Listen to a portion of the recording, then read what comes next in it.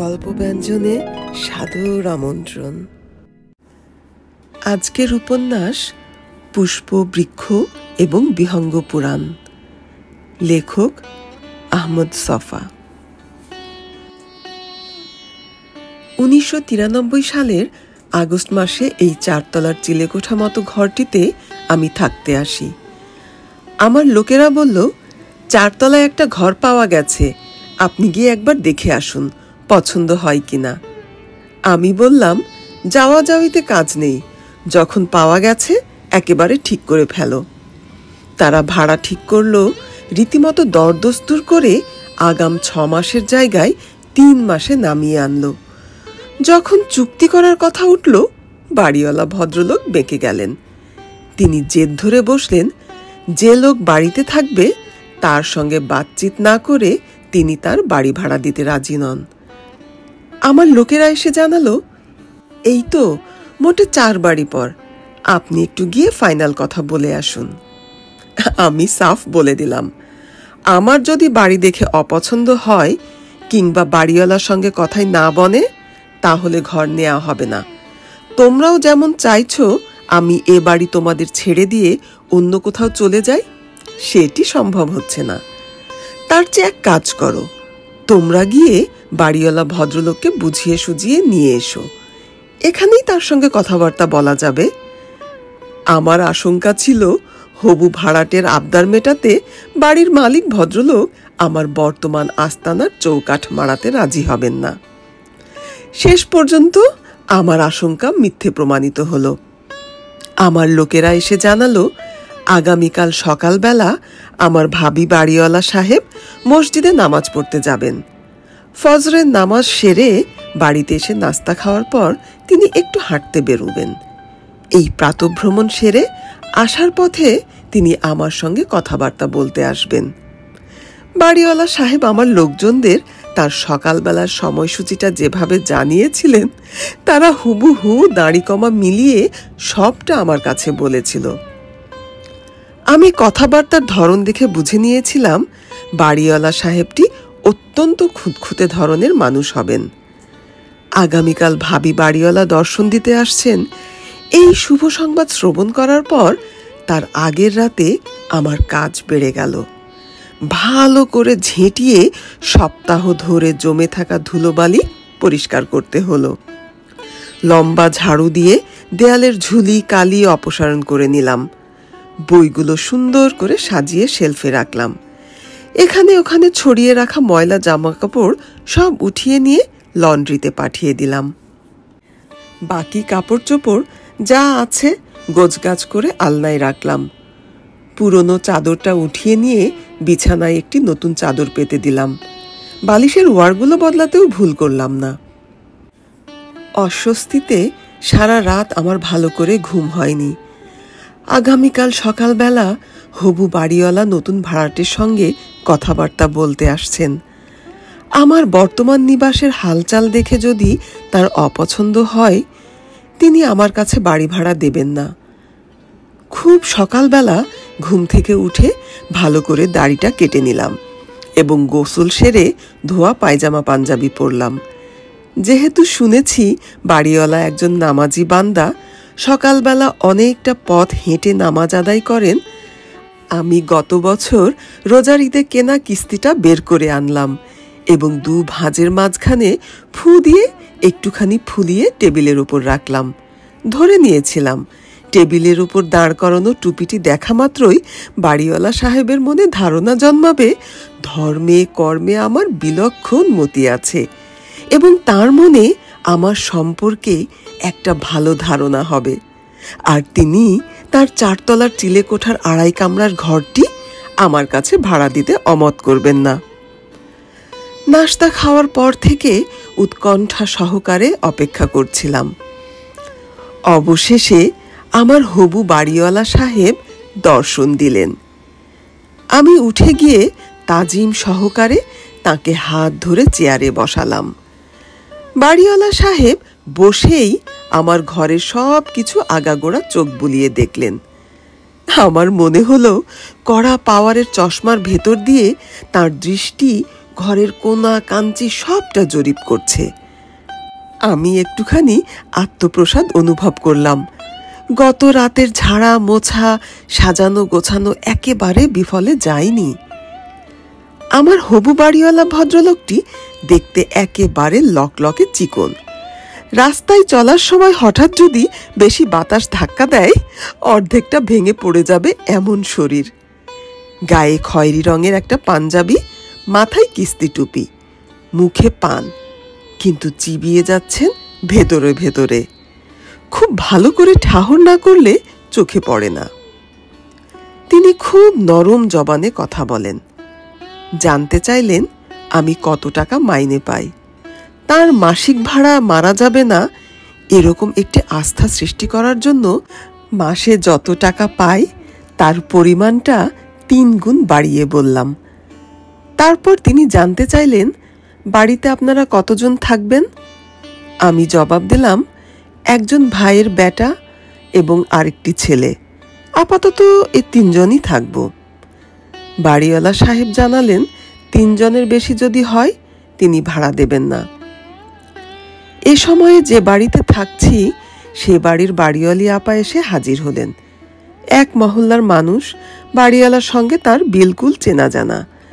তিনি বললেন, আপনি 3 জনের বেশি থাকতে পারবেন না এ কথা এত জোরের সঙ্গে বলছেন কেন? আগের যিনি ভাড়া থাকতেন তার তো 5-7 জনের একটা পরিবার ছিল। ছাদের ওপর কাপড় মেলে দিতে গিয়ে আমি প্রতিদিন সবাইকে দেখেছি। বাড়িওয়ালা সাহেব বাড়িওয়ালি আপার কথার জবাব দেওয়ার কোনো প্রয়োজনই বোধ করলেন না। আমাকেই জিজ্ঞেস করে বসলেন, আপনার বেগম কোথায়? আমি বললাম, আমার তো কোনো বেগম নেই। তিনি চুপচুপ করে আফসোস করলেন। পান মুখে আওয়াজটা ঠিকমতো বের হচ্ছিল না, তাই বাইরে গিয়ে পিকটা ফেলে এলেন। মারা গেছে না? কতদিন হয়? আমি বললাম, মারা যাবে কোত্থেকে, একেবারে বিয়েই করিনি সাহেব। আমার কথা শুনে বাড়িওয়ালা সাহেব চেয়ারে খাড়া হয়ে বসলেন। তারপর থেমে থেমে বললেন, ব্যাচেলর মানুষের কাছে বাড়ি ভাড়া দেওয়ার তো কোনো নিয়ম নেই। আমি বললাম, নিয়মের কথা আসবে কেন? আপনি ভাড়া দিলে আমি থাকতে আসব, না দিলে থাকবো না। তিনি খানিক চিন্তা করলেন, তারপর বললেন, বুঝলেন তো, ছেলে মেয়ে নিয়ে থাকি, হঠাৎ করে একজন ব্যাচেলর ঢুকালে ন্যায় অন্যায় কিছু একটা যদি ঘটে যায়, তাছাড়া পাড়াপড়শি আছে, কেউ যদি কিছু বলে ফেলে, মুশকিল। আমার যখন বউ নেই এ কথা উঠবে আমি জানতাম, তাই বলে দিলাম। আমার কথা তো আমি বলে ফেলেছি, আপনি যদি ইচ্ছে করেন ঘরটা আমাকে দিতে পারেন। বাড়িওয়ালা সাহেব বললেন, একজন ব্যাচেলরকে বাড়ি ভাড়া দেয়া জিনিসটি সহজ নয়। আমার বেগম এবং আমার ছেলের সঙ্গে কথা বলে দেখতে হবে। বর্তমান বাড়ির বাড়িওয়ালি আপা বললেন, আর পরামর্শ করবেন কি, ভাড়া দিয়ে দেন। উনার মতো নির্ঝঞ্ঝাট ভাড়াটে আপনি পাবেন কোথায়? আমাদের এ বাড়িতে 3 বছর ধরে থাকছেন, পাড়াপড়শি কেউ কি কিছু বলতে পেরেছে? বর্তমান বাড়িওয়ালি আপার কথায় হবু বাড়িওয়ালা সাহেব নিমরাজি ধরনের হলেন। তারপরেও বললেন, তবুও। বাড়িওয়ালি আপা বললেন, তবু আবার কি, চোখ বুজে ভাড়া দিয়ে দেন। বাড়িওয়ালা সাহেবের বাড়িটা ভাড়াটেস্থ করবার বোধহয় খুবই প্রয়োজন ছিল। তিনি রাজি হয়ে গেলেন। তিনি এবার ইংরেজিতেই বললেন, before you take the possession, terms conditions everything must be mention in the agreement. বাড়িওয়ালা সাহেবের মুখে ইংরেজি শুনে আমি জানতে চাইলাম তিনি আগে কোথায় কাজ করতেন। ভদ্রলোক জানালেন তিনি মিনিস্ট্রি অফ এডুকেশন থেকে সেকশন অফিসার হিসাবে রিটায়ার করেছেন আজ 5 বছর। ভদ্রলোকের সঙ্গে বাড়ি ভাড়ার এগ্রিমেন্ট হয়ে গেল। 3 মাসের ভাড়াও আগাম বুঝিয়ে দিলাম। আমার লোকেরা বলল, সব তো হয়ে গেল, এবার আপনি গিয়ে একবার দেখে আসুন। আমি পূর্বের অবস্থান থেকে এক বিন্দুও নড়লাম না। আমি বললাম, তোমাদের জানিয়েছি, দেখে যদি পছন্দ না করি ও বাড়িতে আমি যাব না। চুক্তি হয়েছে তাতে কি, তোমরা আমার জিনিসপত্র সব তুলে দাও। আমার লোকেরা সারাদিন ধরে কষ্ট করে 4 তলায় খাট উঠালো, টেবিল উঠালো, বিছানাপত্র, বাসন কোসন, ফ্রিজ ও আলনামাই বদনাটি পর্যন্ত 4 তলায় তুলে দিয়ে জানালো বেতের বড় খাটটি সিঁড়ি দিয়ে ওঠানো যাচ্ছে না। আমি বললাম, সেসবের আমি কিচ্ছু বুঝি নে, তোমরা একটা উপায় বের করো। আমার লোকদের একজন বাজারে গিয়ে একটা লম্বা দড়ি কিনে নিয়ে এলো। তারপর দড়ি দিয়ে বেঁধে অনেক কায়দা কানুন করে ওপর থেকে টেনে টেনে 4 তলার বারান্দায় খাট উঠানো হলো। তাদের পছন্দ মতো ঘরের সব জিনিসপত্র গুছিয়ে এসে আমাকে বলল, সব রেডি, এবার আপনি যেতে পারেন। তারা আমার হাতে 4 তলার ঘরের চাবিটি তুলে দিল এবং একজন আমার সঙ্গে যাওয়ার জন্য তৈরি হয়ে রইল। আমার ডুকরে কেঁদে উঠতে ইচ্ছে হলো। এই ঘরটাতে আমি 3 বছর ধরে থাকছি। আমার মনে হলো সকলে মিলে আমাকে বধ্যভূমিতে পাঠাচ্ছে। পুরনো বাড়ির আঙিনায় একটি আপেল এবং আঙ্গুর চারা অনেক দূর থেকে অনেক কষ্ট করে এনে লাগিয়েছি। সেই চারা দুটো এতদিনে বেশ শেয়ানা হয়ে উঠেছে। বেলির ঝাড়ে সাদা সাদা কলিগুলো ফুটতে আরম্ভ করেছে। সন্ধ্যা মালতীর ঝাড়টি এই সবে লাগিয়েছি। আধুরাতে ঘুম ভেঙে গেলে চুপি চুপি মাটি ছাড়িয়ে ওঠা দ্রাক্ষা লতাটিকে আদর করতাম। আপেল তরুটির কানে কানে ফিসফিস করে কথা বলতাম। আমি মনে প্রাণে বিশ্বাস করি এই তরু শিল্পগুলো আমার আদরের ভাষা বুঝতে পারে। এ বাড়ি ছেড়ে আমি চলে যাচ্ছি, ওদের দেখবে কে? আহা, আমার আঙ্গুরবালা, আপেল কুমার, কে তোমাদের যত্ন করবে? আমার মনটা হু হু করছিল। শেষবারের মতো তরু শিশুদের গোড়ায় পানি দিলাম। আমাকে সকলে বলল, সব কিছু গুছিয়ে গাছিয়ে রাখা হয়েছে, এবার আপনি গিয়ে ইচ্ছে করলে ঘুমিয়ে থাকতে পারেন। আমি ভালো প্যান্ট এবং সুন্দর জামাটা পরলাম। অনেক দূরের দেশে কোথাও চলে যাচ্ছি এরকম একটা ভাব করে ছাতাটি হাতে নিয়ে পুরনো নিবাস থেকে বেরিয়ে 4 বাড়ি পর 4 তলার ঘরটিতে উঠে এলাম। ঘর দেখে পাছে মন খারাপ হয়, সেজন্য স্থির করলাম এই রাতে কোনো কিছুই দেখব না। কেননা পুরনো বাড়িতে মনটা এখনো পড়ে রয়েছে। স্যান্ডেল জোড়া ছেড়ে খাটে উপুর হয়ে একটা উপন্যাস পড়তে আরম্ভ করলাম। মনে মনে ভাবতে চেষ্টা করলাম এখনো পুরনো বাড়িতেই রয়ে গেছি। পড়তে পড়তে কখন ঘুমিয়ে গেছি টের পাইনি। নতুন বাড়িতে যখন সকালে ঘুম ভাঙল, মনে হলো আমি একটা নতুন দেশে এসে গেছি। কামরাগুলো ঘুরে ফিরে দেখলাম। মনটা আপনা থেকেই খুশি হয়ে উঠল। গোটা বাড়িটারই একটা খেলনা খেলনা চেহারা আছে। রুমগুলো জাহাজের কেবিনের মতো। শুধু বাথরুমটা দেখে মনটা হোঁচট খেয়ে গেল।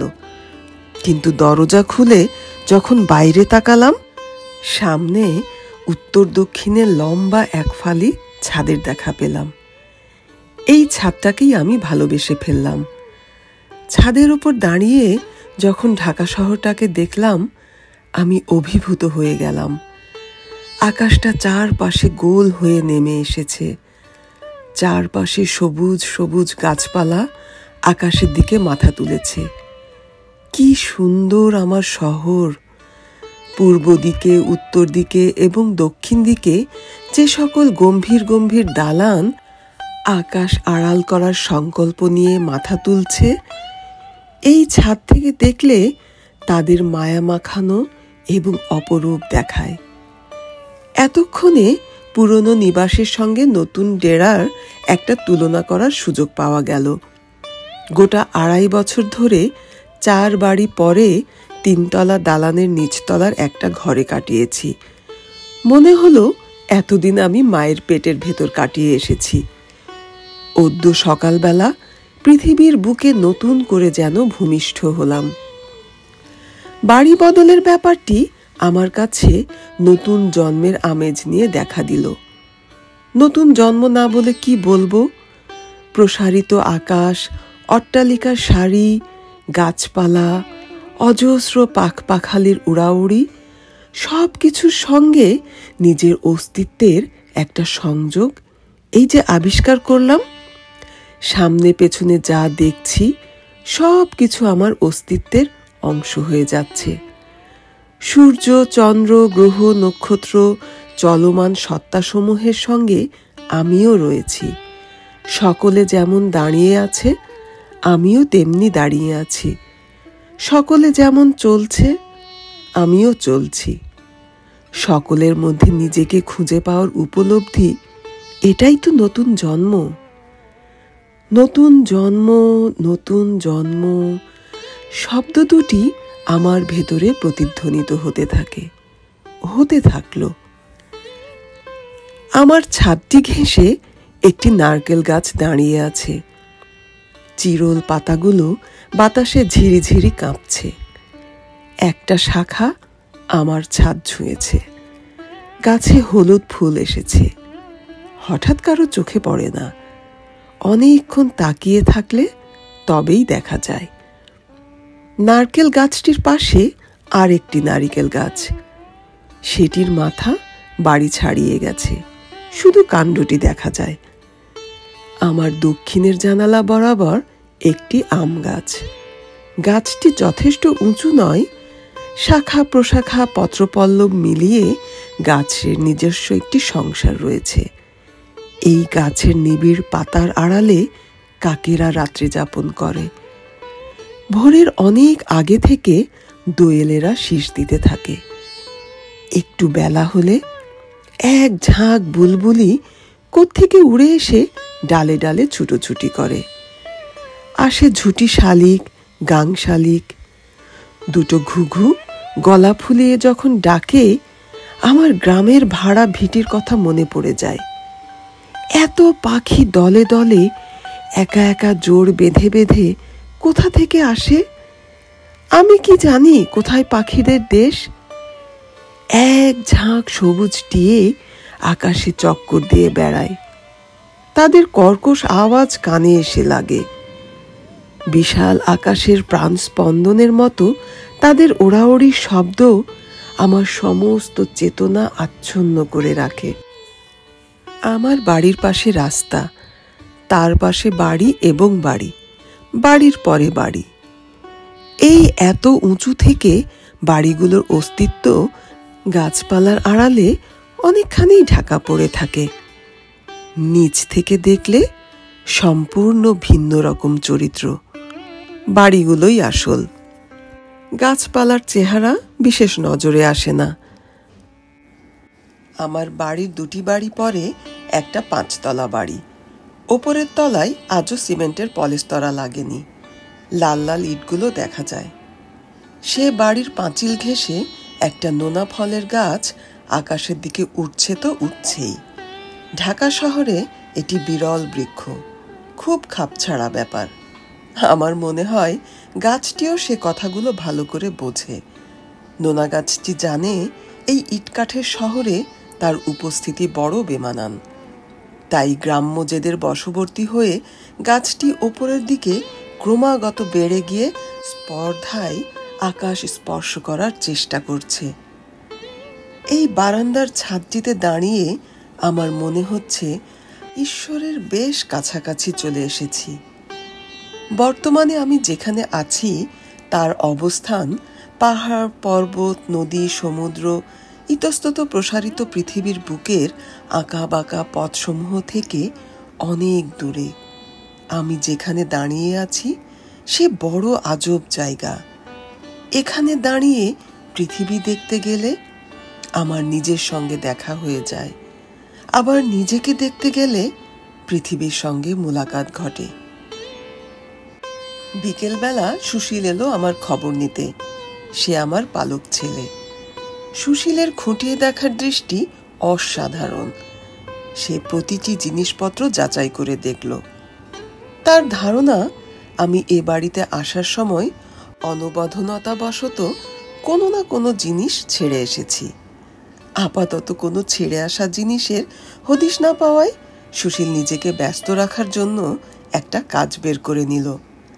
রান্নাঘর থেকে শলার ঝাড়ুটা নিয়ে এসে বারান্দার ছাদটা পরিষ্কার করতে লেগে গেল। সুশীল সব কাজ এতটা মনোযোগের সঙ্গে করে, তার হাতে পড়লে আকাজটাও কাজ হয়ে দাঁড়ায়।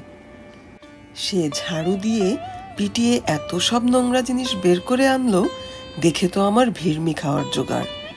পাতা পোতার সঙ্গে জবাই করা মুরগির পালক শুদ্ধ আস্ত পাখনা, আধ পচা একটা ইঁদুর, ভাঙ্গা কাচের গুঁড়ো, মরচে ধরা লোহার পেরেক, চায়ের কেতলির হাতল, প্লাস্টিকের হাত পা ভাঙা বিকলাঙ্গ পুতুল, কি নেই তাতে।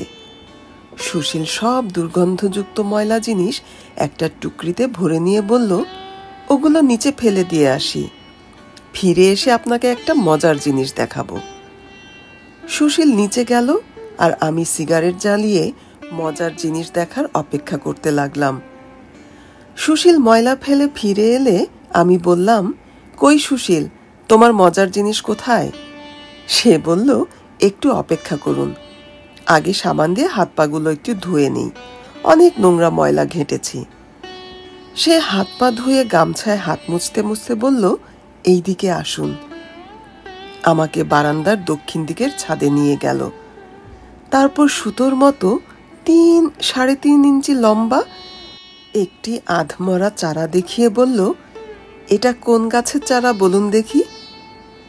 আমি বললাম, যে গাছের চারাই হোক না কেন, ওটা তো বাঁচবে না, তুলে ফেলে দাও। সুশীল বলল, তুলসী গাছের চারা, এটাকে মরতে দেয়া ঠিক হবে না। আমি বললাম, সুশীল, তুমি তো খ্রিস্টান, তুলসী গাছ তোমার কোনো কাজে আসবে না, তুলে ফেলে দাও, দেখছো না শুকিয়ে দড়ি হয়ে গেছে। সুশীল বলল, তুলসী অনেক উপকারী গাছ, ওটাকে আমি বাঁচিয়ে তুলব। আমি তুলসী গাছ নিয়ে কি করব ভেবে ঠিক করতে পারলাম না। একটি গল্প হয়তো লেখা যেত। আমি জন্মাবার অনেক আগে সৈয়দ ওয়ালিউল্লাহ সে কাজটি করে ফেলেছেন, কিন্তু সুশীলকে বাধা দেব কি করে? যে কাজ সে একবার ধরে না করে ছাড়ে না। আমি ভেবেছিলাম সুশীল আমাকে তুলসী দেখাবার পর রেহাই দেবে, কিন্তু সে আবার আমাকে ডেকে ছাদের মাঝখানে পূর্ব দিকের দেয়ালের গোড়ায় নিয়ে গেল। দুটো ইট পড়েছিল, সে দুটো সরিয়ে দিয়ে বলল, এবার দেখুন। আমি দেখলাম 3টি ক্ষুদ্র নয়নতারার চারা মরবো মরবো করছে। সুশীল বলল, এগুলোকেও বাঁচিয়ে তুলব।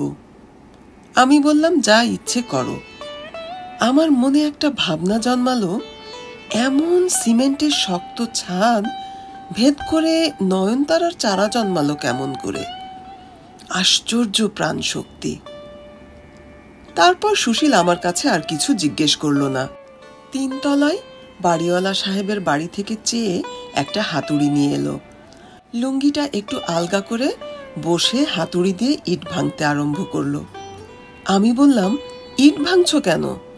সে বলল, ইটের গুঁড়ো দিয়ে নয়নতারা এবং তুলসী চারার চারপাশে আল বেঁধে দেব, যাতে করে পানি দিলে গড়িয়ে না যায়। সুশীলের আধমরা তরু শিশু কটিকে বাঁচিয়ে তোলার সংকল্প দেখে আমি মনে মনে সাধুবাদ না দিয়ে পারলাম না। নিজেও তার সঙ্গে কাজে যুক্ত হয়ে গেলাম। ছাদের উত্তর পশ্চিম দিকের কোণায় গাছের পাতা পচে পচে পলির মতো যে স্তরটি জমেছে, সেখান থেকে কোদাল দিয়ে কাদা ছেঁচে চারাকটির গোড়ায় ঢেলে দিলাম। সুশীলকে বললাম, শুধু পানিতে কি গাছ বাঁচে? একটু তো মাটির দরকার। রান্নাঘর থেকে জমানো ফেলে দেয়া চা পাতার টিনটা উপুর করে নয়নতারা এবং তুলসী চারার গোড়ায় ছড়িয়ে দিলাম। সুশীল নিয়ম করে 2 বেলা সকাল বিকেল চারাগুলোর গোড়ায় পানি দিতে থাকলো। ও মা, 2 দিন না যেতেই দেখলাম তুলসী এবং নয়নতারা চারাগুলো একযোগে পরামর্শ করে শোয়া অবস্থা থেকে সোজা হয়ে পায়ের উপর দাঁড়িয়ে গেল। তাদের আধপোড়া পাতাগুলা উধাও, কাণ্ড ভেদ করে কচি সবুজ পাতা গজাতে আরম্ভ করলো। দিনে দিনে তরু শিশুর শরীরে এমন সব পরিবর্তন ঘটে যেতে আরম্ভ করলো, আমরা কেউ নীরব দর্শক হয়ে থাকতে পারলাম না। তুলসী আর নয়নতারা প্রতিদিন নতুন করে আমাদের মনোযোগ কাটতে আরম্ভ করলো। বাড়িতে অতিথি অভ্যাগত যে কেউ আসে, অপরূপ শ্যামলিমায় তুলসী এবং নয়নতারার চারা সকলের দৃষ্টি আকর্ষণ করতে লাগলো। তুলসী এবং নয়নতারার শিশু বাড়ার আনন্দে বাড়ছে। সুশীল যখন সকাল বিকেল পানি দিতে যায়, তার চোখের দৃষ্টিতে, মুখের ভাবে প্রতিদিন আমি একটা অদ্ভুত চাঞ্চল্য লক্ষ্য করতে থাকি। চারাগুলো বেড়ে উঠছে। এই বেড়ে ওঠার অদ্ভুত আনন্দ সুশীলের শরীরে খেলে বেড়াতে থাকে। সে রাস্তাঘাটে যেখান থেকে পায় কাগজের ঠোঙ্গায় করে শুকনো গোবর কুড়িয়ে এনে গুঁড়ো করে চারার গোড়ার চারপাশে ছড়িয়ে দেয়। সুশীলের এই সংক্রামক আনন্দ একসময় আমাদেরও স্পর্শ করল। আমি এবং আমার ভাইয়ের ছেলে কেউ বাদ গেলাম না। 3-4 মাসের মধ্যে তুলসীটা বেশ ডাঙর হয়ে উঠেছে। বাড়িওয়ালা সাহেবের বেগম মাঝে মাঝে কাজের মেয়েটিকে পাঠিয়ে দেন যেন কিছু তুলসী পাতা তার কাছে পাঠায়। তিনি সপ্তাহখানেক ধরে সর্দি কাশিতে ভুগছেন। সর্দি কাশিতে তুলসী পাতা খুব উপকারী। পাতা ছেঁড়ার কথা উঠলে সুশীলের মুখটা একেবারে ছোট হয়ে আসে। সে তখন কারো চোখের দিকে তাকায় না। তার এত দুঃখ হয়, অনেকক্ষণ ডেকেও সাড়া পাওয়া যায় না। ছবি বন্দ্যোপাধ্যায়ের কীর্তন শুনতে শুনতে তুলসীর মহিমা আমি নতুন করে অনুভব করলাম। তুলসী কৃষ্ণ প্রেয়সী, কৃষ্ণ প্রদায়িনী। গায়ক মেয়ে অনিমা আমাকে একটা মাটির বাতিদান উপহার দিয়েছিল। শেয়ানা হয়ে ওঠা তুলসী গাছের মর্যাদা বৃদ্ধি করার জন্য বাতিদানের উপর একটা বড়সড় মোমবাতি বসিয়ে তুলসী গাছের তলায় রেখে দিলাম। আমার ঘরে চিন্ময়, রত্নেশ্বর, প্রণব, সমীর, জগন্নাথ হলের তরুণ বন্ধুরা এলে তুলসী তলায় মোমবাতিটা জ্বালিয়ে দিয়ে মজা করে বলতাম, দেখো শ্রীকৃষ্ণে তোমাদের ভক্তি জন্মায় কিনা। আমি তুলসী তলায় দীপ জ্বালিয়ে দিলাম। পাছে সত্যি সত্যি তাদের কৃষ্ণ ভক্তি জন্মে যায়, এই ভয়ে তরুণ বন্ধুদের কেউ একজন চুপচাপ বাতিদানটা চুরি করে নিয়ে যায়। সেই থেকে দীপ জ্বালানো বন্ধ। অল্প কিছুদিন না যেতেই তুলসী গাছের ডালপালা সাদা মতো ক্ষুদ্র ক্ষুদ্র ফুলে ছেয়ে গেল। নয়নতারায় লাল বরণ ফুল এলো। প্রতিদিন কত ফুলই তো দেখি। তুলসী এবং নয়নতারার ফুল দেখে প্রাণে যে হিল্লোল জাগে, অন্য ফুলে তেমন হয় না কেন? বোধহয় প্রাণের সঙ্গে সংযোগটি স্থাপিত হয়নি বলে। এই তুলসী এবং নয়নতারার শিশুগুলোকে একদম মৃতদশা থেকে বেঁচে উঠতে দেখেছি। আমার পালক ছেলে সুশীলের হাতের অনেক যত্নের পরশ পেয়ে তারাও বাড়ির ছেলের মতো বেড়ে উঠেছে। আমি যখন তুলসী এবং নয়নতারার ফোটা ফুলগুলো দেখি, সেগুলোকে জীবনে দীর্ঘ সংগ্রামলব্ধ বিজয় মুকুটের মতো মনে হয়। তুলসী এবং নয়নতারার ফুল দেখে আমার জীবনের প্রতি আস্থা এবং বিশ্বাস নতুন করে জন্মায়। আমার ভেতরে কে যেন বলে যেতে থাকে, তোমার জীবনের দুঃখ কষ্ট যাই আসুক, তুমি ভেঙে পড়বে না। এক সময় সোজা হয়ে দাঁড়াবার সুযোগ তুমি পাবে। নীরবে তুমি কাজ করে যাও, ফুলের বাবার সাধ্যি নেই না ফুটে থাকতে পারে। আমার ছাদের নয়নতারা এবং তুলসীর মধ্যে সমঝোতার ভাবটি ভারী চমৎকার। নয়নতারা গাছগুলোতে যখন ছোট ছোট কুঁড়ি এলো, তখনই তুলসী গাছটি পুষ্পবতী হয়ে উঠল। তুলসী গাছে যখন বীজ ধরল, নয়নতারা গাছের শিওরেও বীজ ভর্তি ক্যাপসুলগুলো দুলতে আরম্ভ করল। একই রকম জীবন সংগ্রামের মধ্য দিয়ে নবজন্ম লাভ করেছে বলেই বোধ করি ফুল ফলানোর সময়ও দুই তরুতে এমন আশ্চর্য সহমর্মিতার ভাব। তুলসী বীজগুলো যখন খয়েরি হয়ে পাকতে আরম্ভ করল, দলে দলে চড়াই এসে গাছের পাতায় ঠোঁট ঢুকিয়ে দিয়ে তুলসী বীজ ভক্ষণ করার একটা ধুম লাগিয়ে দিল। চড়াইদের চিৎকারে কান পাতা দায়। সকাল নেই, দুপুর নেই, বিকেল নেই, চড়াইরা কচকচ করছে তো করছেই, আর ছোট ছোট ঠোঁটে তুলসী বীজ তুলে নিয়ে আহার করছে। কি কারণে বলতে পারবো না, দেখা গেল নয়নতারার বীজের প্রতি চড়াইকুলের কোনো আগ্রহ নেই। সুতরাং নয়নতারার বীজগুলো ওপরের আবরণ ফাটিয়ে ছড়িয়ে যেতে লাগলো। তুলসী বীজ খাওয়ার ভোজে চড়াইরা দূর দূর স্থান থেকে তাদের আত্মীয় স্বজনকে ডেকে আনলো। সকলে মিলে কুট কুট কুট সারাদিন খেয়েও সব বীজ খেয়ে ফেলা চড়াইকুলের পক্ষে সম্ভব হলো না। ভালো করে পেকে যাওয়ার পর বীজ আপনা থেকেই মাটিতে ঝরে পড়ল।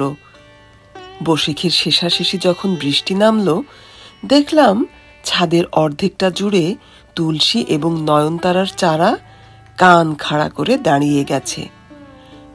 বৃষ্টিতে ভিজে রোদের তাপে স্নান করে বাতাসে হেলতে হেলতে দুলতে দুলতে তুলসী এবং নয়নতারার কচি শ্যামল চারাগুলো ডাঁটো হয়ে উঠল, তাদের ফুল ফুটল। আমার ছাদের অর্ধেকটা তুলসী এবং নয়নতারায় ছেয়ে গেল। আমার ছাদের নয়নতারাগুলোর রং ছিল একেবারে সুরখ লাল। সুশীল কোত্থেকে ফুলকুঁড়ি শুদ্ধ সাদা নয়নতারার আস্ত একটা বয়সী গাছ তুলে এনে টবে পুঁতে দিল। নতুন গাছটা অভিমানে দুঃখে কিছুদিন ঝিম মেরেছিল। আমরা ধারণা করেছিলাম বেচারি এই অজায়গায় আত্মহত্যা করে বসবে। লাল নয়নতারার গাছগুলো প্রাণের জোয়ারে তরতর করে বাড়ছে। এই সাদা নয়নতারাটি ভাবল এই প্রাণপূর্ণ পরিবেশে আত্মহত্যা করা অসম্ভব। সুতরাং সেও অন্যদের সঙ্গে পাল্লা দিয়ে বাড়তে থাকলো। এভাবে আমার ছাদে তুলসী এবং লাল সাদা নয়নতারার একটা রাজ্য হয়ে গেল। লোকে বলতে পারে, নয়নতারা এবং তুলসী কি এমন গাছ, তাদের ফুলেরও বা কি বাহার, তাই নিয়ে এত আদিক্ষেতা, এত লেখালেখির কসরত কেন? আমি বলবো, উপায় কি? এই গাছগুলো অর্ধেক প্রাণ থেকে এবং অর্ধেক ছাদ থেকে জন্ম নিয়েছে। একদিন দুপুরবেলা ফারজানা এসে বলল, আপনার ছাদে নয়নতারাগুলোর পাশাপাশি কয়েকটা গোলাপের টব বসিয়ে দেন, ফুল ফুটলে বেশ দেখাবে। প্রস্তাবটা সুন্দর, কিন্তু মনে একটা দ্বিধার ভাব এলো। পয়সা খরচ করে নার্সারি থেকে কুলিন পুষ্পের টব কিনে আনলে আমাদের অর্ধেক প্রাণের ভেতর থেকে জন্মানো তুলসী এবং নয়নতারা মনে মনে ব্যথা পাবে কিনা।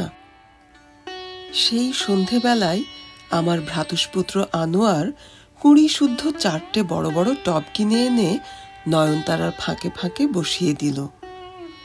সারা রাত ধরে আমার কেমন জানি মনে হতে লাগলো, আমার নয়নতারারা কাঁদছে। গোলাপের টব 4টের মধ্যে একটাকে চিনে নিতে কষ্ট হলো না। ব্ল্যাক প্রিন্স, কালো রাজকুমার, রক্তের মতো গাঢ় লাল, পাপড়ি অ্যালসেশিয়ান কুকুরের কানের মতো। আরেকটা সচরাচর যে গোলাপ পাওয়া যায় সর্বত্র, সেই জাতের, রং গোলাপি, বুকের কাছে নাসিকাটি বাড়িয়ে ধরলে অতিশয় স্নিগ্ধ কোমল এক ধরনের গন্ধে বুকটা ভরে ওঠে। আরেকটার রং ঈষৎ সিঁদুর বর্ণ, ইংরেজিতে বলতে হবে ভার্মিলিয়ন। এই জাতের গোলাপের কি নাম আমি জানি নে, নামে কি আসে যায়, গোলাপ তো গোলাপি। চতুর্থটির রং হলুদের কাছাকাছি, নাম জানি নে, জানতে চাইনি। যদি হৃদয় স্পর্শ করতে পারে আপনা থেকেই গোলাপটির একটি নতুন নাম দেব। গোলাপগুলো যখন ফুটতে থাকলো, আমি তাদের সঙ্গে নয়নতারাদের কোনো বিবাদ আছে তার আভাসটিও খুঁজে পেলাম না। বেশ তো আছে নয়নতারা এবং গোলাপ সৎ প্রতিবেশীর মতো। কিন্তু আমি ভাবলাম, কেন গোলাপদের আগমনে নয়নতারারা বেজায় রকম বেজার হয়েছে। এখন বুঝতে পারছি, এটা নয়নতারাদের মনের কথা ছিল না, আমার মনের কথাটি তাদের উপর চাপিয়ে দিয়েছি। মানুষ সুবিধের জীব নয়, তারা নিজেদের মনের ময়লা কাদা এগুলো ফুলের শরীরে মাখিয়ে দিয়ে ভীষণ আনন্দ পায়। নয়নতারা 12 মাস ফোটে না, তবে একবার ফুটলে মাসের পর মাস বোঁটার মধ্যে টিকে থাকে, ঝরে পড়ে না। গোলাপের সময় অসময় নেই, আহার নিদ্রা ঠিকমতো হলে সব সময়ে ফুটতে রাজি। মানুষ এই পুষ্পটিকে নিয়ে যত ঘাঁটাপিটে করেছে, যত মাথা ঘামিয়েছে, টিউলিপ ছাড়া অন্য কোনো জাতের পুষ্প নিয়ে অত করেছে কিনা সন্দেহ। মানুষ একই গোলাপকে কত রঙে, কত আকারে তার মর্জি মাফিক ফুটতে বাধ্য করেছে বলে শেষ করা যাবে না। মানুষের উপর একটুখানি নির্ভরশীল হয়ে উঠেছে, নইলে পুষ্প বিকশিত করে তুলতে তার কত কষ্ট হয়। সেজন্য গোলাপ ফুটে ঝরার সময় হলে আস্ত বোঁটাটি কেটে ফেলতে হয়। এক শাখায় অবিরাম পুষ্প ফুটিয়ে যখন তার ক্লান্তির ভাব আসে, আস্ত শাখাটি ছেঁটে দিতে হয়। নতুন যে ডাল মেলবে তার ভেতর অবশ্যই নতুন কুঁড়ি থাকবে। গোলাপ যখন বর্ণে গন্ধে পুরো বিকশিত হয়ে ওঠে, তাকিয়ে দেখলে মনে হয় তার ভেতর থেকে ঈশ্বরীয় বিভূতি প্রকাশ পাচ্ছে। কম বেশি সব পুষ্পের মধ্যে ঈশ্বর বিরাজ করেন। কিভাবে বিরাজ করেন আমি বলতে পারবো না।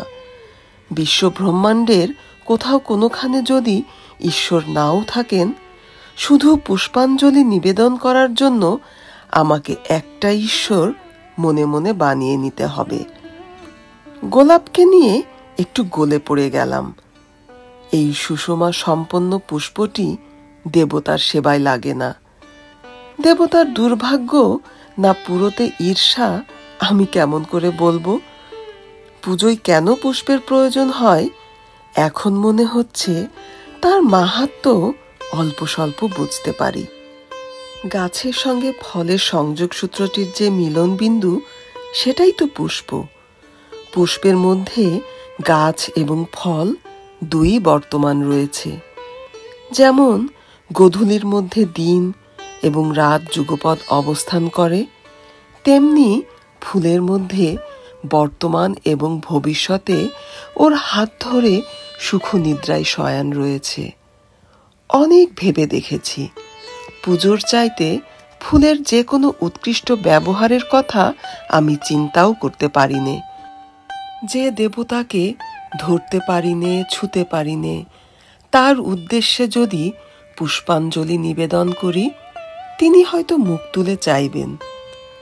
থাকুক এসব কথা। এরই মধ্যে সুশীল একটা কাণ্ড করে বসল। নীলক্ষেতে চিড়িয়ার দোকানে গিয়ে একটা ঝুটি শালিক কিনে খাঁচায় ভরে ঘরে নিয়ে এলো। শালিকটি যাতে ভালোভাবে হাঁটাচলা করতে পারে সেজন্য 1000 টাকা খরচ করে বড় খাঁচা কিনলাম। এই শালিকটিকে লাল, নীল, হলুদ এসব রঙের এক একদিন পানিতে গুলে গুলে স্নান করিয়ে তার বেবাক পালকের রং পাল্টে দিতাম। লোকে যখন পাখিটির নাম জানতে চাইতো, এক সময় এক নাম বলতাম। কখনো বলতাম পাখিটি কামচাটকা থেকে আনা হয়েছে, কখনো কিলিমাঞ্জারো কিংবা উরুগুয়ে, এই সকল দেশের নাম বলতাম। লোকে অবাক হয়ে পাখিটির দিকে তাকাতো। শালিকের সঙ্গে আমার শৈশবকালীন প্রণয়ের একটা দগদগে ক্ষত মনের ভেতর লুকিয়ে আছে। পাখিটি উপস্থিত মুহূর্তে ভিনদেশি পরিচয় নিয়ে খাঁচায় ঘোরাফেরা করুক অথবা ছাতু খেতে থাকুক, আমাকে বৃক্ষ সম্বন্ধীয় উপলব্ধিটির বিষয়টি তার আগে প্রকাশ করতে হবে। অনেকদিন পূর্ব থেকেই আমার মনে একটা ধারণা জন্মেছে, আল্লাহ তাআলা তার গোপন শক্তির একটা অংশ বৃক্ষ জীবনের মধ্যে দিয়ে ক্রিয়াশীল করেছেন। এ কারণেই একদিন মানুষকে বৃক্ষের কাছে আশ্রয় গ্রহণ করতে হয়। মানুষ যদি বৃক্ষের শরণাগত না হয়, তার জীবনী শক্তি জীবনের বিরুদ্ধে ষড়যন্ত্র করতে থাকে। ভেবে দেখুন আল্লাহ কি পরিমাণ বুদ্ধিমান। বৃক্ষের ভেতরে যে সরল জীবন প্রবাহ স্পন্দিত হয়, তার সঙ্গে মানুষের হৃদস্পন্দনের অবশ্যই একটা মিল আছে। প্রকৃতিগতভাবে উভয়ে একই বস্তু, কিন্তু তারতম্য হচ্ছে শক্তি এবং গতিশীলতার। গ্রিক পণ্ডিত অ্যারিস্টটল তো মানুষকে চলমান উদ্ভিদ বলে অভিহিত করেছিলেন। একজন পুরুষ একজন নারীর সঙ্গে যেভাবে সম্পর্ক নির্মাণ করে, সেভাবে একজন মানুষ একটি বৃক্ষের সঙ্গে সম্পর্ক সৃষ্টি করতে পারে। কিন্তু কোন মানুষ? যিনি মনে প্রাণে বিশ্বাস করতে পারেন বৃক্ষেরও একটি জীবন্ত সত্তা রয়েছে, অন্য যে কোনো প্রাণীর মতো। আমার একটি অভিজ্ঞতার কথা বলবো। আগে আমি যে বাড়িটার নিচতলায় থাকতাম, তার সামনে আঙিনা মতো কিছু খালি জায়গা ছিল। বাড়িওয়ালা তাতে একটা পেয়ারা এবং একটা লেবুর চারা লাগিয়েছিলেন। লোহার গেটের ওপর একটি মাধবীলতার ঝাড় মনের সুখে বাড়ছিল। আমি যখন সে বাড়িতে থাকতে এলাম, ভাবলাম একটা কি দুটো গাছ লাগিয়ে আমিও যে বাড়িতে বাস করছি তার একটা চিহ্ন রেখে যাব। আমি যেখানেই যাই সেখানেই একটা কি দুটো গাছ সচরাচর লাগিয়ে থাকি। পেছনে কোনো মহৎ উদ্দেশ্য কাজ করত না, মানুষের স্মৃতিতে বেঁচে থাকার নিরীহ কামনাই আমাকে গাছ লাগাতে বারবার প্রণোদিত করত। মিরপুরের রূপনগরে এক সময় আমি একটা ফ্ল্যাট কিনেছিলাম। ব্যালকনিতে একটি ড্রাম কেটে মাটি ভর্তি করে একটি কমলার চারা লাগিয়ে বাড়ির ছেলের মতো আদর দিয়ে যত্ন দিয়ে সেই শিশু চারাটিকে বড় করে তুলেছিলাম। কমলা গাছটি ছাদ ছুঁই ছুঁই করছিল। ড্রাম থেকে উঠিয়ে নিয়ে পেছনে পাম্প হাউজের কাছে গভীর গর্ত করে চারাটিকে পুনরোপণ করেছিলাম। গাছটি টিকে গিয়েছিল। আমি যখন সুলতানের কাছে ফ্ল্যাটটি বেচি, সুলতান কথা দিয়েছিল সে গাছটির সেবা যত্ন করবে। গাছের যত্ন করবে বলে সুলতানের কাছে অন্তত 50,000 টাকা কম দাম নিয়েছিলাম। আমি সব সময় গাছটির খবর নিতাম। একদিন শুনলাম গাছটিকে কেটে ফেলা হয়েছে। এখন যদি সুলতান আমার সামনে এসে দাঁড়ায়, আমার মনে হয় না তার সঙ্গে আমি প্রসন্নভাবে কথাবার্তা বলতে পারবো। সেই 3তলা বাড়ির কথায় আসি। আজিজুল হক সাহেবের বাড়ির সামনে একটা নার্সারি আছে। একদিন হক সাহেবের সঙ্গে আলাপ করে জানতে চাই তাদের ওখানে কি কি চারা আছে। মালিটি জানালো সম্প্রতি তাদের দোকানে আপেল এবং আঙ্গুরের চারা এসেছে। আমি জানতে চাইলাম আমাদের দেশে কি আপেল হয়? মালি একগাল হেসে বলেছিল, হ্যাঁ স্যার, আজকাল বাংলাদেশে বেশ আপেল হচ্ছে। গুলশানের তামান্না বেগম, ধানমন্ডির সাব্বির সাহেবের বাড়িতে আপেল ধরেছে, এক একটা ইয়া বড় বড়। সে হাত জোড়া করে সাইজটা দেখালো। আমি যদি জানতে চাইতাম, আরো অনেক সফল আপেল চাষির নাম হয়তো বলে যেত। 120 টাকা দিয়ে একটি আপেল এবং 50 টাকায় একটা আঙ্গুর চারা কিনে নিয়ে এলাম। আমিও বিশ্বাস করিনি আমাদের মাটিতে আপেল হবে। তবুও মালির কথায় আপেল ধরার সম্ভাবনাটি উড়িয়ে দিতে পারলাম না। হয়তো মালি মিথ্যে বলেছে, আমি চেষ্টা করে দেখি না কেন। পেয়ারা, লিচু, কামরাঙ্গা, সপরিকলা, আনারস, গোল আলু, শালগম, বাঁধাকপি, ফুলকপি এসব ফল এবং আনাজ আমাদের দেশে বিদেশিরাই বাইরে থেকে এনে ফলিয়েছে। সুতরাং আমিও পরখ করে দেখি না কেন। আঙ্গুর চারাটির কথা আমি বলবো না। ওই পোড়ার মুখ দ্রাক্ষার বেটি আমাকে মস্ত একটা দাগা দিয়েছে। আমার 2 বছরের মেহনত বরবাদ গেছে। ফল ফলানোর কথা দূরে থাক, একটা ফুলের ইশারাও তার শাখা পল্লবে কখনো জাগেনি। অথচ তার 1.5 বছর পরে কাশিমপুরের খামার থেকে এনে যে চারাটি বেবিকে দিয়েছিলাম, 6 মাস না যেতেই তাতে চুনচুনে মিষ্টি 2.5 কেজির মতো আঙ্গুর ধরেছে। আপেল চারাটি এনে সে 3তলা বাড়ির আঙিনাতে লাগালাম। বিদেশি অতিথি তরুটি মনে মনেও যাতে কোনো নালিশ না করতে পারে, তাই পুরো সেবা যত্নের ভার নিজের হাতে তুলে নিলাম। নিজের হাতে গোড়ায় 2 বেলা পানি দেই। মাসে একবার গোড়ার মাটি তুলে গোবরের সঙ্গে ফসফেট ইউরিয়া মিশিয়ে তরু শিশুকে বিশেষ পুষ্টিকর খাবার প্রস্তুত করে খেতে দেই। সকালে উঠে ডালপালা পত্রপল্লবের ওপর হাত বুলিয়ে আদর করি। বাইরে যাওয়ার সময় আরেকবার। এমনিভাবে আদর জানাতে জানাতে একসময় অনুভব করি এই তরু শিশুটির প্রতি আমার এক বিশেষ মায়া জন্মে গেছে। তাড়াহুড়োর কারণে কখনো যদি গাছটির শিওরে হাত না বুলিয়ে বাইরে যায়, আমার মনটা আপনা থেকেই আইঢাই করতে থাকে। আপেল শিশুর পত্রপল্লব আকর্ষণ করে আদর না জানালে রাতে আমার ঘুম আসতে চায় না। আপেল গাছটি দিনে দিনে যেমন বাড়ছে, তেমনি আমার চেতনায়ও একটু করে সে অল্প অল্প স্থান দখল করে নিচ্ছে। একদিনের জন্যও কোথাও যেতে হলে আমার মনটা ধক করে ওঠে। আমি যদি চলে যাই, বৃক্ষ শিশুটি একেবারে একা থাকবে।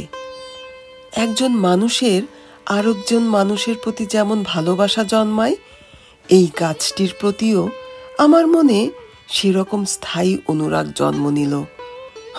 অথচ ও কথা কাউকে বলার উপায় নেই। লোকে শুনলে হাসবে, তা হাসুক, কিন্তু আমার অনুভূতি তো মিথ্যে নয়। আমার মনে কি করে জানি নে একটা ধারণা গজালো, বন্ধু বন্ধুকে যেমন চিনতে পারে, গাছটিও তেমনি আমাকে চিনে। আমি জানি এই আপেল তরুটির সঙ্গে কোন অদৃশ্য বন্ধনে আমি আটকা পড়ে গেছি। গাছটিরও কি আমার প্রতি তেমন অনুভূতি জাগে? এক সন্ধ্যাবেলা একজন নিকট আত্মীয়ের মৃত্যু সংবাদ শুনলাম। এ মানুষটির সঙ্গে আমার শিশুবেলার অনেক সুখ দুঃখের স্মৃতি জড়িয়েছিল। মনটা খারাপ ছিল, ঘুম আসছিল না। বিছানা থেকে উঠে গাছটির কাছাকাছি একটি মোড়া নিয়ে বসে মনে মনে আত্মীয়টির স্মৃতি নাড়াচাড়া করছিলাম। এই সময়ে একটি অভাবিত কাণ্ড ঘটে। আপেল চারাটি সারা শরীর আন্দোলিত করে শাখা পল্লব দুলিয়ে হঠাৎ আমার শরীর স্পর্শ করল। আমার খালি গা, মনে হলো আপেল শিশু আমার বেদনায় সমবেদনা প্রকাশ করছে। সচেতনভাবে চিন্তা করে দেখলাম, তা কেমন করে হয়? বাতাসের ঝাপটায় হঠাৎ তরু শিশুটি একপাশে হেলেছে। আমার পরখ করে দেখার একটা ইচ্ছে জাগল। উত্তর দিকটিতে বসেছিলাম। দিক পরিবর্তন করে দক্ষিণে এসে বসলাম। আবার দেখি আপেল শিশুর মাথাটি ধীরে ধীরে অল্প অল্প হেলতে হেলতে নত হয়ে আমার বুক স্পর্শ করল। পূব দিকে পশ্চিম দিকে গিয়ে বসলাম। প্রতিবার একই ঘটনার পুনরাবৃত্তি ঘটল। এবার আরেকটু দূরে সরে গিয়ে একটি হাত একটুখানি সামনের দিকে বাড়িয়ে দিলাম। সত্যি সত্যি তরুর একটি শাখা ধীরে ধীরে এগিয়ে এসে আলতোভাবে আমার হাত ছুঁয়ে গেল। সেই রাতের পর আমার ঘুমের সময়সূচি পরিবর্তন করতে হলো। আধরাত হলে আমি জেগে উঠি এবং বুকের ভেতর একটা বোবা টান অনুভব করতে থাকি। আমাকে আপেল গাছটির সামনে এসে দাঁড়াতে হয়। অনেকক্ষণ এক নাগাড়ে দাঁড়িয়ে থাকা লাগে। তরু শিশুটির এগিয়ে আসতে সময় লাগে। লিখিত ইতিহাসের তলায় যে অবচেতন প্রবাহ ধীরে ধীরে কাজ করে যায়, তরুর চলাও সেরকম। কোনো রকমের তাড়াহুড়ো নেই, জেগে আছে অথচ চাঞ্চল্য নেই। মানুষ তরুর কাছে এই মৌন জাগরণের স্বভাব আয়ত্ত করে তবেই তপস্যা করতে শেখে। একজন হাতুড়ে মৃত্তিকা বিজ্ঞানী আমার কাছে একদিন এসে ঘটা করে বলল, আমি যদি আপেল গাছের গোড়ার মাটির আঁশ বদলে দিতে পারি, তাহলে আপেল ধরবে এবং মিষ্টি হবে। সে আমাকে গাছের গোড়া খুঁড়ে তাজা চুন দেওয়ার পরামর্শ দিল। আমি এই হাতুড়ের কথা শুনে গোড়ার মাটি উঠিয়ে নিয়ে গর্ত করে 1 কেজি চুন মিশিয়ে দিলাম। এই কর্মটি করার পর আমাকে কলকাতা যেতে হলো। 1 সপ্তাহ সেখানে থাকতে হলো। আরও 3 দিন থাকার কথা ছিল। এক রাতে স্বপ্ন দেখলাম আমার আপেল শিশুটির প্রতিটি পাতা থেকে টপ টপ করে পানি ঝরে পড়ছে। গাছটির চেহারা মলিন এবং বিবর্ণ। আমার মনটা ধক করে উঠল। ষষ্ঠ ইন্দ্রিয় দিয়ে আমি বুঝে নিলাম আমার আপেল শিশুটির কোনো বিপদ ঘটেছে, নইলে পাতা থেকে এমন করে অশ্রুবিন্দুর মতো পানি ঝরবে কেন? আমার বুকটা গুড়গুড় করতে থাকলো। তাহলে কি আমি গোড়ায় তাজা চুন দিয়ে শিশুটিকে খুন করেছি? মনটা ভীষণ আওলা হয়ে উঠল। কলকাতার বন্ধুরা বলল, আরো কয়েকটা দিন থেকে যাও। আমি বললাম সম্ভব নয়। বাংলাদেশ বিমানের লোকদের ধরে পড়ে ফেরার তারিখ 2 দিন এগিয়ে এনে চলে এলাম। বাড়িতে এসে দেখি আমার আপেল শিশুর পাতাগুলো একেবারে হলদে হয়ে গেছে। দেখে আমার মুখ দিয়ে কথা বেরোলো না। চুন বিষক্রিয়া করে যাচ্ছে শিকড়ে শিকড়ে। আহা, বাচ্চাটির কি কষ্ট হচ্ছে। কি করে শিশুটিকে বাঁচিয়ে তোলা যায় সে চিন্তায় অধীর হয়ে উঠলাম। আমার এক বন্ধু জয়দেবপুর কৃষি খামারে গাছপালা নিয়ে গবেষণা করে। তার কাছে ছুটে গিয়ে সবকিছু খুলে বললাম। সে বলল, তুমি একটা আস্ত শুয়োর, নইলে কেউ কি গাছের গোড়ায় তাজা চুন দেয়? আমি বললাম, দোস্ত, তুমি শুয়োর গাধা যা ইচ্ছে বলো, কিন্তু আমার আপেল চারাটি বাঁচানোর উপায় বাতলে দাও।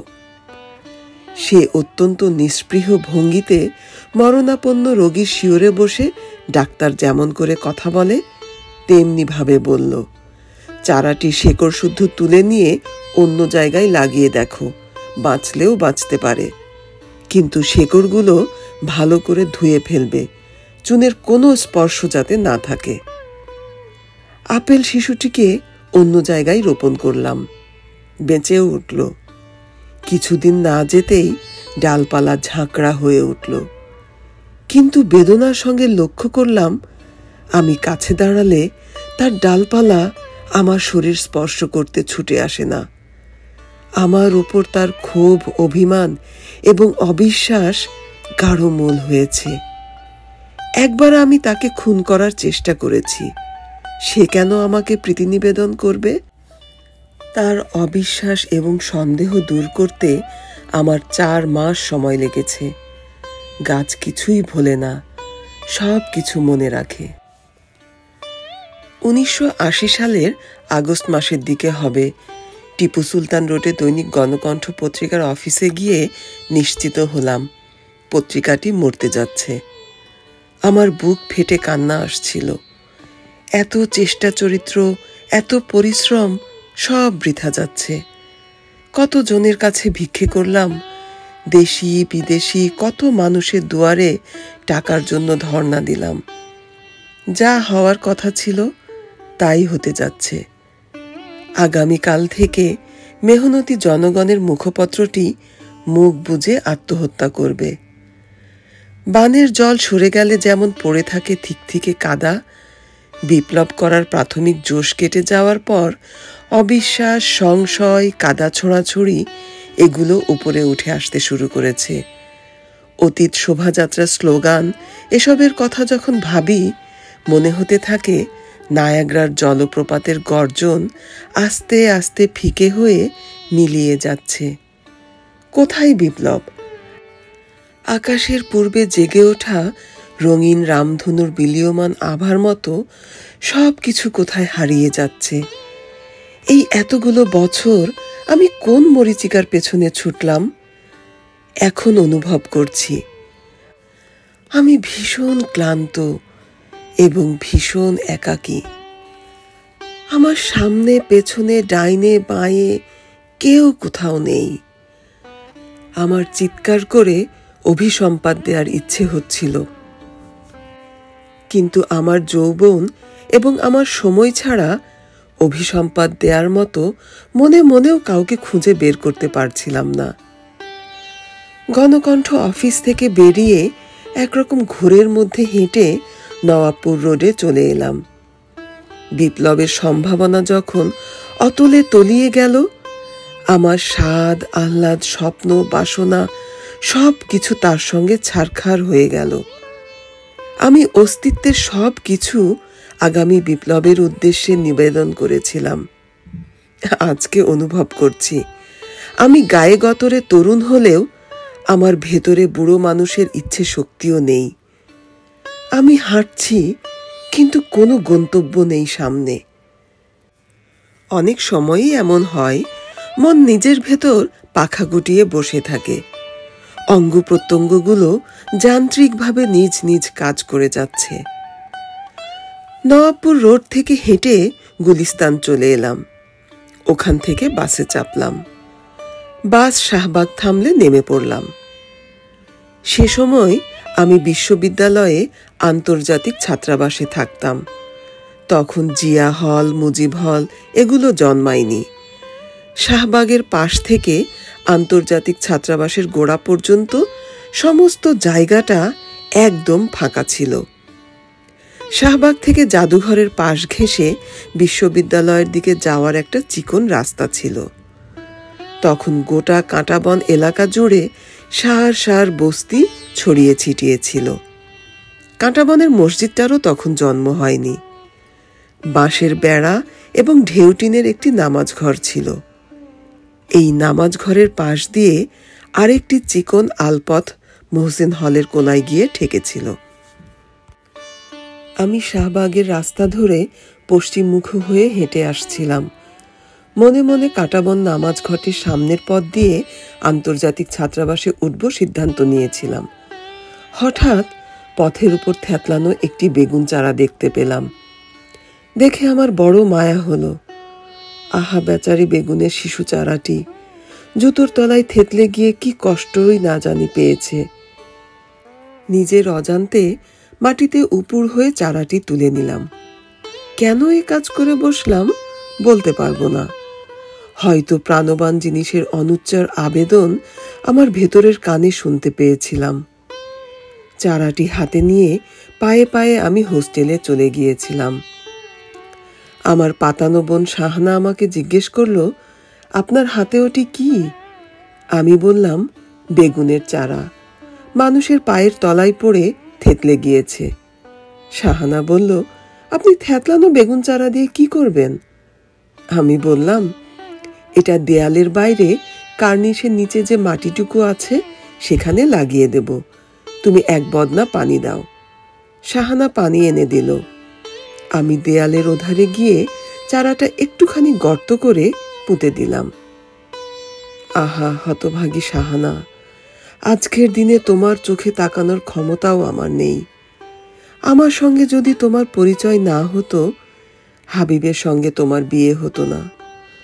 হাবিব রোকেয়া হলের পাশে সাইকেল থেকে পড়েই মারা গেল।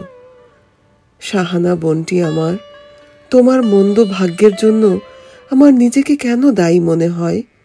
আমি কি কখনো তোমার অকল্যাণ কামনা করেছি? তার পরের দিন ভোরবেলা মর্নিং ওয়াক সেরে আসার পথে কৌতূহলবশত দেয়ালের বাইরে চারাটি কেমন আছে উঁকি মেরে দেখলাম। অবাক কাণ্ড! দেখি চারাটি পায়ের ওপর দাঁড়িয়ে গেছে। আমার মনে হলো চারাটি লাজুক হাসি হেসে আমাকে ধন্যবাদ জানাচ্ছে।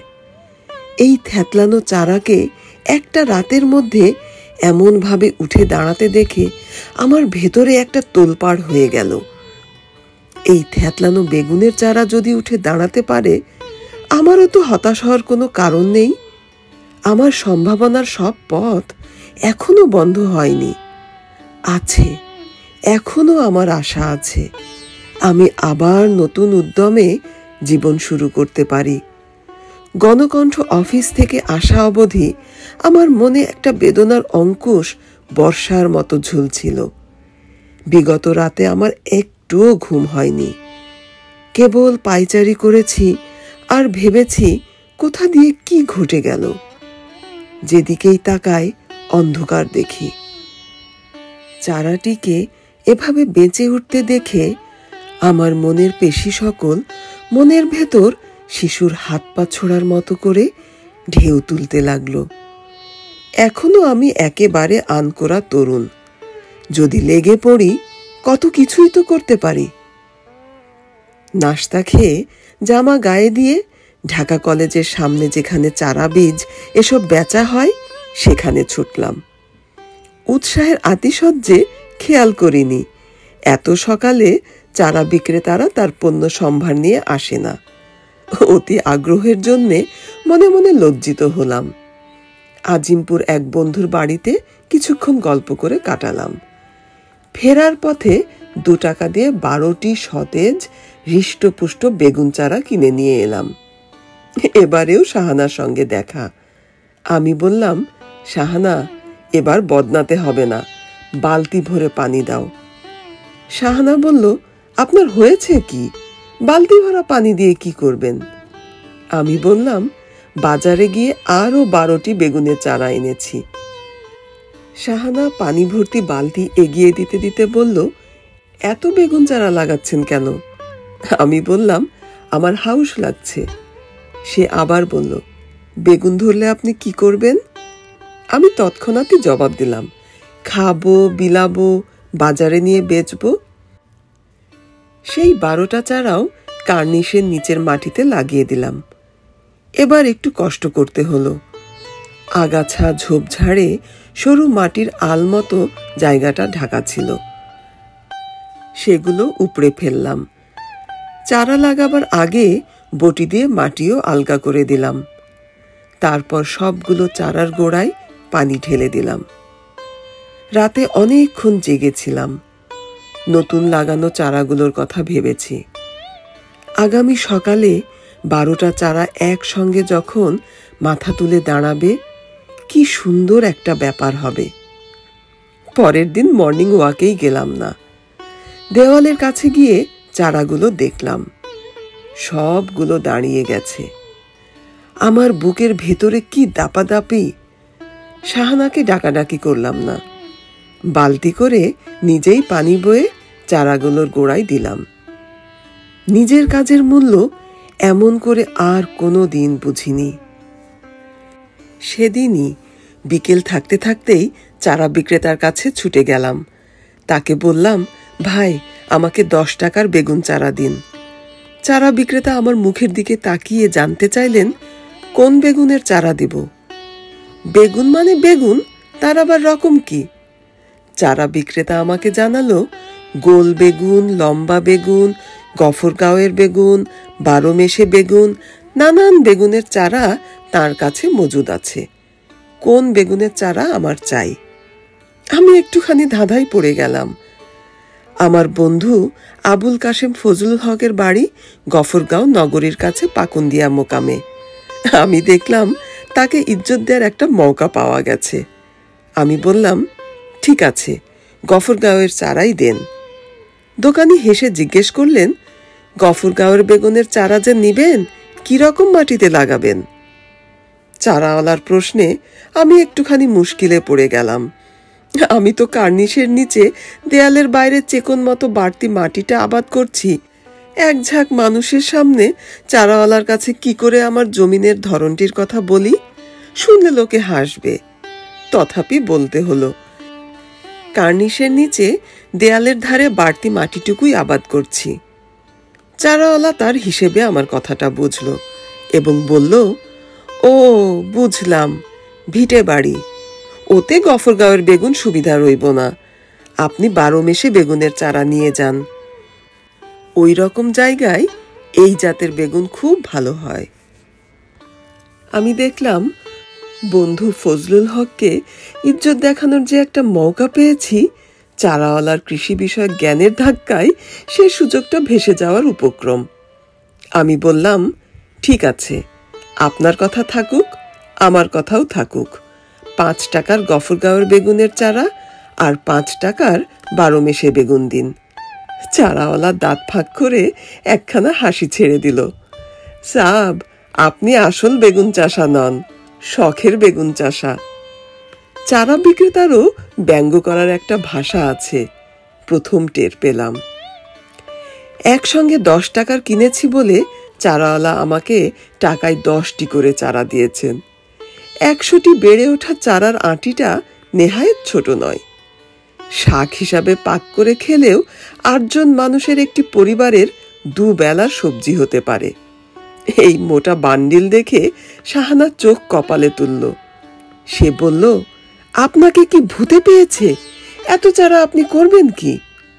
আমি বললাম, পূর্ব পশ্চিমে এই হোস্টেলটা যতখানি লম্বা, তার নিচে সব জায়গাতে লাইন করে বেগুনের চারা লাগাবো। শাহানার বর হাবিব বললেন, আপনি একা সামলাবেন কি করে? অন্তত 150 হাত লম্বা পাইপ লাগবে, ঝাঁঝরি লাগবে, গোবর লাগবে, ফসফেট, ইউরিয়া, কত কিছু দরকার হবে। আমি বললাম, পাইপ, ঝাঁঝরি, ফসফেট, গোবর আমি সব কিনব। হাবিব চুপ হয়ে গেল। শাহানার বাচ্চা নিনু এবং কোয়েলকে বললাম, মামা, এখন তো তোমাদের স্কুল ছুটি, কাল চারাগুলো লাগাবার সময় তোমরা কি একটু মামাকে সাহায্য করবে? চাষবাসের কাজে তোমরা সাহায্য করলে তোমাদের আমি ক্রিকেটের ব্যাট কিনে দেব। ছোটটি চোখ টিপল। বুঝলাম, রাজি আছে। মার সামনে কবুল করতে একটু অসুবিধে। পাগলের সঙ্গে পাগলামো করতে কে ছেলেকে দিতে চায়? কোয়েল, নিনু এবং আমি এই 3 জনে মিলে 100 হাত দীর্ঘ দেয়ালের পাশের আলের মতো সরু মৃত্তিকা রেখাটির এপাশ ওপাশ 1 হাত অন্তর একটি করে বেগুন চারা পুঁতে দিলাম। যখন কাজটা শেষ করলাম, মনের ভেতর একটা গভীর প্রশান্তি বোধ করলাম। আমার করার কিছু নেই এ কথা সত্যি নয়, আমিও একটা কাজ পেয়ে গেছি। শাহানা বলল, আপনার বেগুন চারাগুলোর জন্য আপনাকে সত্যি সত্যি পাইপ কিনতে হবে।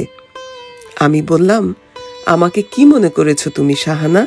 আজই পাইপ কিনব এবং সন্ধেবেলাতেই পাইপ দিয়ে চারাগুলোর গোড়ায় পানি দিলাম। কোয়েল এবং নিনু জানতে চাইল, মামা, চাষবাস এখানেই শেষ নাকি আপনার কৃষি সম্প্রসারণ কর্ম চলতেই থাকবে? আমি বললাম, অত উতলা হচ্ছ কেন? আগামীকাল লাগানো চারাগুলোর অবস্থা দেখি, তারপর সিদ্ধান্ত নেব। রাতে এক ধরনের শান্ত উত্তেজনার ভেতর আমি আচ্ছন্ন হয়ে রইলাম। এই এতগুলো বেগুন চারা সবগুলো যদি একসঙ্গে দাঁড়িয়ে যায়, কেমন দেখাবে? আমি অন্তত 10 বছর কাজ করেছি বিপ্লবের পেছনে। এই এতদিন একটানা দিনরাত কাজের ফল কি হয়েছে দেখবার সুযোগ কোনো দিন হবে না। কৃষ্ণের গরু চড়ানোর মতো। ছোটবেলার বায়োস্কোপের চোঙে মুখ লাগিয়ে দেখতাম বায়োস্কোপওয়ালা বাম হাতে কার্ড পাল্টাচ্ছে, তার বাম হাতে ঘন্টি টুংটুং বাজাচ্ছে, মুখে সুর করে উচ্চারণ করে যাচ্ছে, আকার দেখো, প্রকার দেখো, জার্মানির যুদ্ধ দেখো, কামান দেখো, বন্দুক দেখো, বীর হনুমান দেখো, সীতা দেবীর কাঁকন দেখো, শ্রীকৃষ্ণের মন্দির দেখো। এই দেখো দেখোর মধ্যে কৃষ্ণের গরু চড়ানোর একটি আইটেমও ছিল। এক মানুষ কঞ্চি হাতে বিশাল চারণভূমিতে ছুটে বেড়াচ্ছে, মলমূত্র পরিষ্কার করে যাচ্ছে, কিন্তু যে গরুগুলো চড়ে বেড়াচ্ছে সেগুলো দেখা যাচ্ছে না। একেই বলে কৃষ্ণের চড়ানো। স্বচক্ষে গরু যদি দেখবে, তাহলে কৃষ্ণের গরু চড়াতে যাবে কেন? নিজের ঘরের গরুই চড়াতো। বিপ্লবের কাজ কৃষ্ণের গরু চড়ানোর মতো। কাজ করে যাবে, ফল দেখবে না, দেখতে পাবে না। সচরাচর যখন ঘুম থেকে উঠি, তার অনেক আগে বিছানা ছাড়লাম। গতকাল এই এতগুলো চারা লাগালাম, তাদের কি হলো দেখার জন্য মন বড় হাপিত্তেশ করছে। গেটের গোড়ায় যেয়ে থমকে দাঁড়াতে হলো। দারোয়ান গেটের পাশে নাক ডেকে ঘুমোচ্ছে, তাকে জাগাতে হলো। এখনো মুয়াজ্জিন ফজরের আজান দেয়নি। এত সকালে তাকে জাগালাম কেন, হেতুটি দারোয়ান বুঝতে পারল না। আমার মুখের দিকে তাকিয়ে জিজ্ঞেস করলো, সাব কি স্টেশনে যাবেন? আমি বললাম, না বাবা, দেওয়ালের ওপাশে 100 বেগুন চারা লাগিয়েছি, সেগুলো কান খাড়া করেছে কিনা দেখতে চাই। দারোয়ান বিরস মুখে গেট খুলে দিয়ে আবার ঘুমিয়ে পড়ল। হোস্টেলের সামনের মাঠটিতে সামান্য সামান্য শিশির পড়েছে। এখন কৃষ্ণপক্ষের রাত। ক্ষীণ চাঁদের ম্লান আলো ছড়িয়ে পড়েছে। আমি দেয়ালের গোড়ায় গিয়ে প্রতিটি চারার কাছে গিয়ে দেখি সব কটা চারা দাঁড়িয়ে আছে। কেবল বড়ই গাছের তলায় একটি চারা দেখলাম মাটিতে দ্বিখণ্ডিত হয়ে পড়ে আছে। না লাগাতেই পোকা চারাটিকে খতম করে দিয়েছে। বাকি একসঙ্গে দাঁড়ানো চারাগুলোকে লাইন করে দাঁড়ানো সেনাবাহিনীর জওয়ানের মতো মনে হলো। এই জওয়ানদের কথা কেন মনে এলো বলতে পারবো না। হয়তো হামেশা তাদের সবখানে দেখতে হয় বলেই মন আপনা থেকে তাদের কথা মনে তুলল। গাঢ় দইকে চামচ দিয়ে নাড়লে কেমন ক্ষুদ্র ক্ষুদ্র টুকরো হয়ে চারিদিকে ছড়িয়ে পড়ে, সেরকম ফিকে হয়ে আসা এই অন্ধকারের মধ্য দিয়ে পৃথিবীকে কি অপূর্ব সুন্দর দেখায়। এই মাঠে দাঁড়িয়েই নানা জায়গায় 4-5টা দোয়েলকে শীষ দিয়ে উঠতে শুনলাম। রাত্রি শেষের আবছা নরম নরম অন্ধকারের ভেতর দোয়েলের একটানা শীষ যখন শুনলাম, আমি মনে করলাম এই শীষের সঙ্গে গাছপালার বেড়ে ওঠার অবশ্যই একটি সম্পর্ক আছে। এখানে ওখানে কাকদের ডানা ঝাপটে ডেকে উঠতে শুনলাম। মোহসিন হলের প্রভোস্টের বাড়ি থেকে মোরগ উঁচু স্বরে ডাক দিল।